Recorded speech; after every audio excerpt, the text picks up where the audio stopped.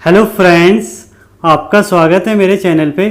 तो जैसे कि कुछ दिनों पहले मैंने आपसे शेयर किया था कि यूपीएससी की वैकेंसी आ चुकी है। यानी अगर आप उत्तर प्रदेश में असिस्टेंट प्रोफेसर लगना चाहते हैं और आपके पास नेट या पीएचडी है तो आप इसमें अप्लाई कर सकते हैं। और एक ये बहुत ही सुनहरा अवसर है जिसमें आप असिस्टेंट प्रोफेसर बन सकते हैं उत्तर प्रदेश में। तो उसके बाद से या तब से आप ये जानना चाह रहे थे कि क्या स्ट्रेटेजी है आपको इस एग्ज़ाम के लिए अपनानी चाहिए या क्या टिप्स या गाइडेंस है जो मैं आपसे शेयर कर सकता हूँ जो आपकी हेल्प करे। तो आज की मेरी ये वीडियो इसी रिगार्डिंग है जिसमें मैं आपसे इस एग्ज़ाम के बारे में बताऊँगा कि क्या इसका एक एग्ज़ाम पैटर्न रहता है और क्या चीज़ें हैं जो आपको ध्यान में रखनी है अगर आप इस एग्ज़ाम की प्रिपरेशन कर रहे हैं तो चलिए शुरू करते हैं। तो देखिए, सबसे पहले तो मैं इसके एग्ज़ाम पैटर्न की बात कर लूँ तो इसमें सबसे पहला पॉइंट ये है कि एग्ज़ाम इसमें दो पार्ट में होता है। एक तो होता है रिटन और एक होता है इंटरव्यू।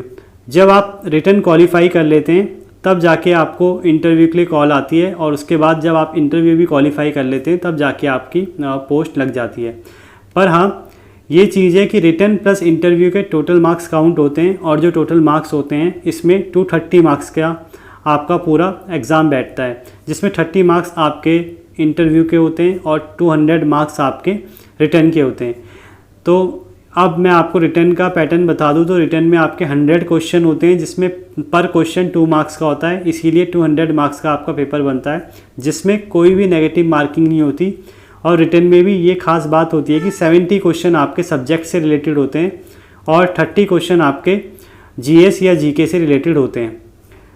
अब इसमें साथ में ये भी ध्यान में आप रखिए कि जो रिटर्न का एग्ज़ाम है वो 3 घंटे का होता है और इंटरव्यू की कोई पर्टिकुलर टाइमिंग नहीं है। और इंटरव्यू तभी आपको बुलाया जाएगा जब आपका रिटर्न क्वालिफाई होगा, यानी इसकी एक पर्टिकुलर कट ऑफ निकलेगी। इस बार जो सीट्स हैं वैसे 70 हैं और लास्ट टाइम जो सीट्स थी वो 160 आई थी, तो इसीलिए थोड़ा इस बार कंपटीशन बहुत ज़्यादा है। तो अगर आपको मतलब इस एग्ज़ाम को क्वालिफाई करना है तो बहुत ज़्यादा नंबर है रिटर्न में लाने पड़ेंगे। और लास्ट टाइम के अगर मैं आपको टॉप बताऊं तो 65 क्वेश्चन पे अराउंड जनरल में बुला लिया था इंटरव्यू के लिए। तो इस बार जो आपके नंबर है कम से कम 70 प्लस क्वेश्चन होने चाहिए, तब जाके मुझे लगता है आपका चांस हो सकता है अगर पेपर लास्ट टाइम जैसा आया तो। अब बात करते हैं इसकी प्रिपरेशन कैसे की जाए। तो सबसे पहले तो मैं आपको बता दूं, इसकी प्रिपरेशन के लिए आप ध्यान दें कि इसका जो सिलेबस है वो कोई स्पेसिफिक तो बता नहीं रखा, पर आप CSR नेट का ही सिलेबस फॉलो कर सकते हैं। अगर आप केमिस्ट्री का ही पेपर दे रहे हैं तो आप CSR नेट का सिलेबस फॉलो कर सकते हैं।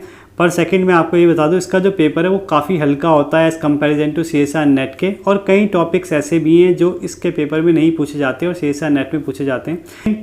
इसमें अगर आपको मैं क्वेश्चन प्रैक्टिस के लिए कहूँ तो देखिए, आप क्लास 11-12 के क्वेश्चन तो कम से कम अच्छे से कर लें, या अगर बिल्कुल ही मैं आपको स्पेसिफिक बोलूँ तो आप नीट की बुक कर लें, नीट या जेई की। तो नीट की करें तो ज़्यादा फ़ायदेमंद रहेगा क्योंकि एनसीईआरटी पूरी कवर हो जाती है उसमें। प्लस आप CSR नेट का सिलेबस अच्छे से कर लें, उसके असाइनमेंट क्वेश्चन भले ही ना लगाएं, पर CSR नेट के सिलेबस जब आप पढ़ेंगे, जो भी आपके पास नोट्स होंगे, तो उसमें जितने भी कॉन्सेप्ट है अगर आप उसको भी पढ़ लेंगे तो आपके ज़्यादातर क्वेश्चन उसी से कवर हो जाएंगे। क्योंकि जब कॉन्सेप्ट पढ़ाते हैं किसी नोट्स में तो वहाँ पे भी क्वेश्चन होते हैं, तो उतना भी इनफ है इसके लिए। थर्ड, आप टाइमिंग बोलते हैं कितना घंटा आप पढ़ें। तो देखिए, अगर आप CSR नेट की प्रिपरेशन कर रहे हैं तो आप ऑलरेडी इसके लिए प्रिपेयर कर सकते हैं, आपको कोई स्पेसिफिक टाइम निकालने की ज़रूरत नहीं है। GS या GK के लिए आप 1 घंटा निकाल सकते हैं, पर एग्ज़ाम से 1 महीने पहले भी अगर आप निकालेंगे तो भी आप 15 से 20 मार्क्स ले आएंगे, जो मुझे लगता है। क्योंकि इसकी जो GS GK होती है थोड़ी आसान होती है एज़ कंपेरिजन टू दूसरे स्टेट सर्विसेज के मुकाबले।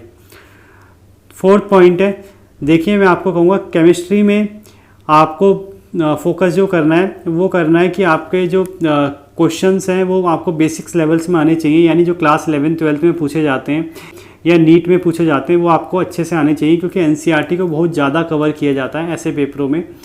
प्लस CSR नेट के भी जो बेसिक्स होते हैं, मतलब स्टार्टिंग के जो, अगर आपको मैं कहूँ कोई भी चैप्टर पढ़ाते हैं तो 4-5 जो लेक्चर होते हैं वो काफ़ी इंपॉर्टेंट हो जाते हैं इसमें। 6 पॉइंट है, देखिए टाइमिंग का आपको बिल्कुल ख्याल रखना है। टाइमिंग देखिए 180 मिनट्स का टाइम मिलेगा जिसमें आपको 100 क्वेश्चन करने होंगे, पर बच्चे बहुत स्लो होते हैं इन क्वेश्चनों को अटेम्प्ट करने में भी। तो मैं ये कहूँगा आप टाइमिंग का ध्यान रखें, आप अच्छे से इस पेपर को सॉल्व करें और टाइम को अच्छे से मैनेज करें, यानी प्रैक्टिस आप शुरू से करें। अब प्रैक्टिस क्वेश्चन अगर आपको कहाँ से करने हैं तो मैं आपको बताऊँ, इसका जो एग्ज़ाम है अभी तक 2 या 3 बार ही हुआ है और जहाँ तक मेरी नॉलेज में 2 ही बार हुआ है, तीसरी बार अब होगा। तो इसीलिए अगर आपको इसके प्रीवियस ईयर के क्वेश्चन की प्रैक्टिस करनी है, एक तो आप 2 तो वो कर लीजिए, और बाकी दूसरे स्टेट सर्विस जैसे RPSC, OPSC, मध्य प्रदेश के भी कुछ आते हैं, उनमें भी रेगुलर एग्ज़ाम होते हैं असिस्टेंट प्रोफेसर के, या जब भी होते हैं, तो आप उन एग्ज़ाम्स को देख लीजिए, उनके पेपर को देख लीजिए, ताकि आपको आइडिया लग जाए कि असिस्टेंट प्रोफेसर में किस टाइप के एग्ज़ाम किस टाइप के क्वेश्चन पूछे जाते हैं। हरियाणा के भी आप देख सकते हैं HPSC के, तो ताकि आपको पूरा आइडिया हो जाए कि किस टाइप के केमिस्ट्री के क्वेश्चन पूछे जा रहे हैं। लास्ट मैं आपसे कहूँगा, आप पूछते हैं एग्ज़ाम कब तक हो सकता है, तो देखिए मुझे जो लग रहा है आपका एग्ज़ाम होगा अक्टूबर में, या अक्टूबर लास्ट में, या नवंबर में, तो यानी अभी भी आपके पास 3 मंथ पूरे हैं। अगर आप अभी से भी प्रिपरेशन करते हैं और अच्छे से नेट के सिलेबस को रिवाइज़ करते हैं और थोड़ा नीट की बुक को अच्छे से पढ़ते हैं, GS GK में ध्यान देते हैं, तो मुझे लगता है आप पे इतना इनफ टाइम है कि आप आराम से इस पेपर को निकाल लेंगे। और इसके लिए आपको ज़्यादा टाइम देने की ज़रूरत नहीं है, 4 आवर्स देने की ज़रूरत है। बस चीज़ें ये हैं कि एक तो आपको ज़्यादा से ज़्यादा क्वेश्चन करने हैं, क्योंकि इसमें नेगेटिव मार्किंग भी नहीं है, तो नंबर ऑफ़ क्वेश्चन कहीं ना कहीं इंक्रीज़ करेंगे कट ऑफ में, और कोशिश करें कि जो भी आप अटैम्प्ट करें वो ठीक। तो इसके लिए आपकी जो नॉलेज है वो डीपली बहुत अच्छी होनी चाहिए, और बेसिक्स आपके बहुत अच्छे होने चाहिए।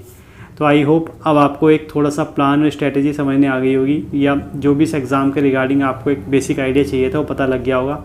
तो अब इसके बावजूद अगर आपको कोई डाउट हो तो आप मुझसे मेल में बात कर सकते हैं, या कमेंट बॉक्स में कमेंट कर सकते हैं। बाकी आगे भी ऐसी इन्फॉर्मेटिव वीडियो देखने के लिए चैनल को सब्सक्राइब करें, वीडियो को लाइक करें और शेयर करें। Thank you.